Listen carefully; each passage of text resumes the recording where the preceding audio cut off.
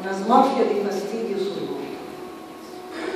Cisella, che ci fai qui? Cisella lo guardò in volto, ispirando a fondo, cercando di rasmare la dignità e il coraggio che le rimaneva. Ti devo parlare. Mosse incetta qualche passo verso di lui. Matteo lanciò uno sguardo rapido verso la finestra della cucina di casa sua, notando che non era illuminata, segno che i suoi erano di sicuro seduti a godersi un po' di fresco sul balconcino della camera da letto che affacciava dall'altra parte dell'edificio. L'afferrò per un braccio e la trascinò con rudezza verso il varco che portava alla via principale, illuminata da sporadici lampioni e poco frequentata.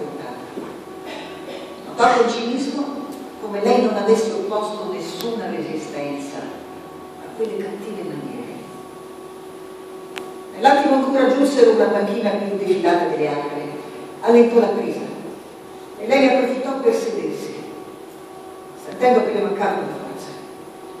Lo scrutò di nuovo, piantandogli addosso un paio di occhi pieni di sofferenza.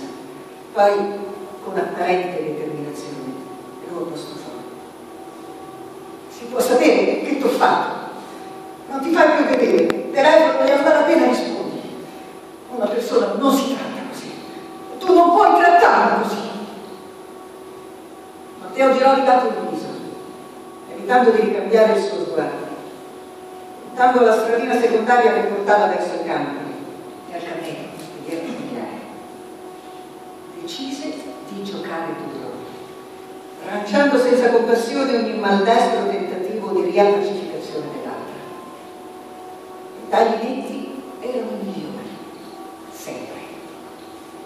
Per lui Gisella era stato un intermezzo, neanche troppo felice, in una parentesi temporale di vita vissuta in modo piano e incolore.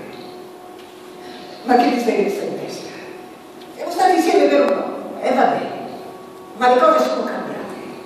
E tu non mi piaci più, non come prima almeno. Gisella alzò la testa come se qualcuno l'avesse schiaffeggiata. Poi raccolse ciò che era rimasto del suo amor proprio e tentò di replicare con tutto il decoro che possedeva, per mascherare quanto quel parlare a nudo crudo dovesse annientato. Perché prima ti piaceva, vero? Come ti piaceva il mio letto, le mie cucinette, le domeniche sere, e tutte le altre cose e gli squisi che adesso tanto comparto un'altra. Sorpreso, vero? Soprattutto la moglie di Torresi, giusto? Quello dell'azienda di autotrasporti a Tiburtina, di fare cali costosi e ti porta sulla sua macchina sportiva in giro per fratte. Matteo lo squadrò con apparente indifferenza. E se poi fosse, a te che te ne importa? Te la sei scelta? Bravo, complimenti.